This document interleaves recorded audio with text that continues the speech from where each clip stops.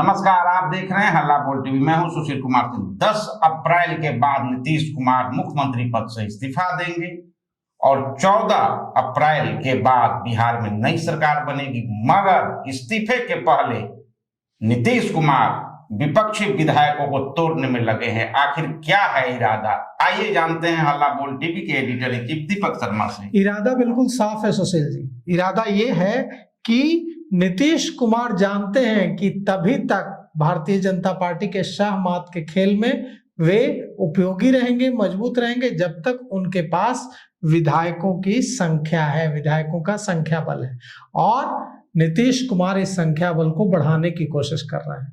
आज उन्होंने राष्ट्रीय जनता दल के विधायक फैसल रहमान, ढाका के विधायक फैसल रहमान, जो गायब रहे थे राज्यसभा चुनाव की वोटिंग के दौरान, तेजस्वी यादव के विधायक हैं ढाका से, उनसे मुलाकात की। फैसल रहमान पहुंचे नीतीश कुमार से मिलने।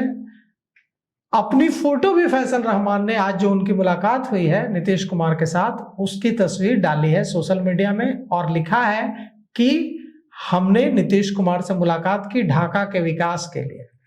ढाका के विकास के लिए या अपने विकास के लिए, ये तो बहस का विषय हो सकता है, क्योंकि ढाका में उनके मतदाता बड़े नाराज हैं कि अगर वो वोट कर देते तो उनके वोट से ही केडी सिंह जीत जाते, क्योंकि प्रथम वरीयता में केडी सिंह को फायदा हो जाता। लेकिन सिर्फ फैसल रहमान के गायब रहने की वजह से केडी सिंह हार गए। तो कुल मिलाकर के अब बात यह है कि नीतीश कुमार विपक्ष के विधायकों को क्या तोड़ने में लगे हैं, क्योंकि इस्तीफे से पहले, क्योंकि सुरेंद्र कुशवाहा ने कुछ दिनों पहले नीतीश कुमार के करीबी मंत्री अशोक चौधरी के आवास जाकर उनसे मुलाकात की थी, और आज फैसल रहमान ने जाकर नीतीश कुमार से मुलाकात की। और जब फैसल रहमान नीतीश कुमार से मिल रहे थे तो बगल में मंत्री विजय चौधरी भी खड़े दिख रहे थे। तो ये जो मुलाकातें हैं, ये जनता दल यूनाइटेड को और मजबूत करने की कवायद है। भारतीय जनता पार्टी के पास कितनी सीटें, कितने विधायक ज्यादा हैं भारतीय जनता पार्टी के पास जदयू से? मात्र 4। तो 2 तो विधायक मिल चुके। एक सुरेंद्र कुशवाहा ने जाकर अशोक चौधरी से मुलाकात कर ली और फैसल रहमान ने जाकर नीतीश कुमार से मुलाकात कर ली। मतलब अगर ये दोनों जनता दल यूनाइटेड के साथ आ जाएंगे तो 2 विधायकों का फासला रह जाएगा, 2 विधायकों का अंतर रह जाएगा। तो बिहार में अब भारतीय जनता पार्टी का मुख्यमंत्री बनने जा रहा है। 10 अप्रैल को राज्यसभा की सदस्यता ग्रहण करेंगे नीतीश कुमार और 14 अप्रैल को मुख्यमंत्री पद से इस्तीफा दे देंगे और 18 तारीख तक बिहार में नई सरकार बन जाएगी, नया मुख्यमंत्री बन जाएगा। और इधर ये चर्चा चल रही है, इधर ये सारी कवायद चल रही है, और दूसरी तरफ नीतीश कुमार क्या कर रहे हैं? नीतीश कुमार विपक्ष के विधायकों को तोड़ने में जुटे हैं। फैसल रहमान से मुलाकातें कर रहे हैं, उनसे फूल माला ले रहे हैं, साथ ही साथ नीतीश कुमार निरीक्षण भी कर रहे हैं। आज नीतीश कुमार ने अपने विश्वस्त अधिकारियों के साथ, अफसरों की टीम के साथ कई जगह विकास योजनाओं का पटना में निरीक्षण किया। उनके साथ दीपक कुमार दिख रहे हैं, मुख्यमंत्री के प्रधान सचिव, उनके साथ दूसरे अफसर दिख रहे हैं। और मुख्यमंत्री जब चंद दिनों में इस्तीफा देने जा रहे हैं, तब भी उनका रूटीन क्या है? विकास योजनाओं की समीक्षा करना, ग्राउंड पर जाकर, मुख्यमंत्री सचिवालय में या मुख्यमंत्री आवास में समीक्षा करना नहीं, जाकर पटना की सड़कों पर जाकर विकास योजनाओं का निरीक्षण करना, ऑन द स्पॉट। तो क्या मैसेज देने की कोशिश कर रहे हैं नीतीश कुमार, और नीतीश कुमार का इरादा क्या है? नीतीश कुमार का इरादा जनता दल यूनाइटेड को मजबूत करने का है। नीतीश कुमार का इरादा जनता दल यूनाइटेड को आगे बढ़ाने का और निशांत कुमार को स्थापित करने का है। नीतीश कुमार जानते हैं कि अगर जनता दल यूनाइटेड मजबूत नहीं रहेगा तो भारतीय जनता पार्टी जनता दल यूनाइटेड को निगल जाएगी। इसलिए नीतीश कुमार कोई कोर कसर नहीं छोड़ना चाहते हैं और वे पूरी तरह से दिखा रहे हैं कि वे कितने एक्टिव हैं। नहीं तो 5 दिनों बाद, 7 दिनों बाद, 8 दिनों बाद जिनको इस्तीफा देना है मुख्यमंत्री पद से, छोड़ देना है मुख्यमंत्री पद, वो बिहार की सड़कों पर निकलकर आज गुरुवार को निरीक्षण करते दिखे हैं।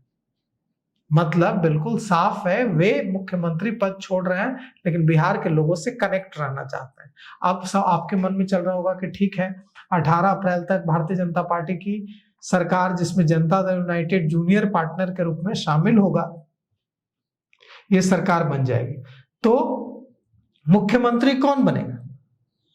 तो मुख्यमंत्री कौन बनेगा यह बात दो लोग जानते हैं, एक प्रधानमंत्री नरेंद्र मोदी और दूसरे अमित शाह। नितिन नवीन को भी बताया जाएगा। कहा जा रहा है कि नितिन नवीन भी ये बताने की स्थिति में नहीं है, जो भारतीय जनता पार्टी के राष्ट्रीय अध्यक्ष हैं, कि मुख्यमंत्री बिहार में कौन बनेगा।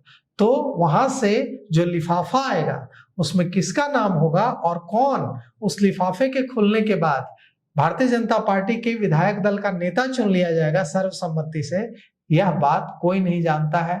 सम्राट चौधरी को लेकर जबरदस्त लॉबिंग है। जनता दल यूनाइटेड ने पूरी ताकत झोंक दी है कि सम्राट चौधरी मुख्यमंत्री बने। देखिए श्याम रजक ने क्या कहा, देखिए कल मेरी खास बातचीत हुई बाहुबली विधायक धूमल सिंह से, उन्होंने क्या कहा। बाहुबली पूर्व सांसद आनंद मोहन ने क्या कहा, बाहुबली मोकामा विधायक अनंत सिंह ने क्या कहा। सब की जुबा पर एक ही नाम है और वो है सम्राट चौधरी।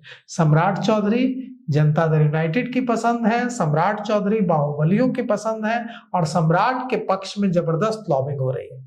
भारतीय जनता पार्टी नेतृत्व को यह बात नागवार गुजर रही है कि सम्राट चौधरी के लिए जनता दल यूनाइटेड इतनी गोलबंद क्यों है, जनता दल यूनाइटेड पार्टी इतनी गोलबंद हमारे एक नेता के लिए क्यों है। और यही बात भारतीय जनता पार्टी नेतृत्व को खटक रही है और भारतीय जनता पार्टी का जो लीडरशिप जो चेहरे ढूंढ रही है, उसमें दीघा के विधायक संजीव चौरसिया फिट बैठते दिख रहा है।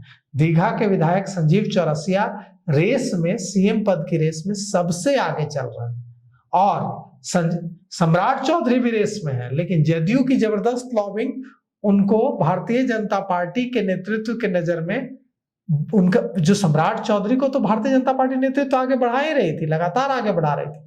अमित शाह ने चुनाव के दौरान कहा कि हम सम्राट चौधरी को बड़ा आदमी बनाएंगे, प्रधानमंत्री नरेंद्र मोदी सम्राट चौधरी को बड़ा आदमी बनाएंगे। तो उप मुख्यमंत्री तो थे ही सम्राट चौधरी, तो बड़ा आदमी बनने का मतलब क्या है, मुख्यमंत्री।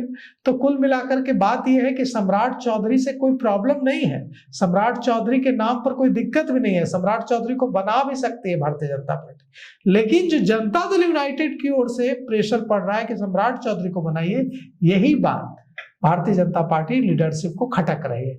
तो बिहार का मुख्यमंत्री सम्राट चौधरी हो सकते हैं, बिहार के मुख्यमंत्री दीघा के विधायक संजीव चौरसिया हो सकते हैं, बिहार के मुख्यमंत्री धर्मशिला गुप्ता हो सकती हैं, राजेंद्र गुप्ता हो सकते हैं और कोई दलित चेहरा भी हो सकता है। लेकिन अति पिछड़ा दलित में से नामों पर विचार कर रही है भारतीय जनता पार्टी। अब देखना है कितने विधायक जदयू के साथ। एक बात तो बहुत स्पष्ट है कि जदयू मजबूत होगा। नीतीश जी भले ही बिहार से जाएंगे लेकिन उनकी पार्टी मजबूत होगी संख्या बल में। और एक तीर से दो निशाने की बात सामने आ रही है, पहला कि जदयू की संख्या बल और दूसरा एलओपी पर नेता प्रतिपक्ष जो तेजस्वी यादव हैं उनके पद पे एक खतरे की घंटी भी हो सकती है। तो देखना है आगे होता क्या है। अभी तक इतना ही, देखते रहिए हल्ला बोल टीवी। धन्यवाद।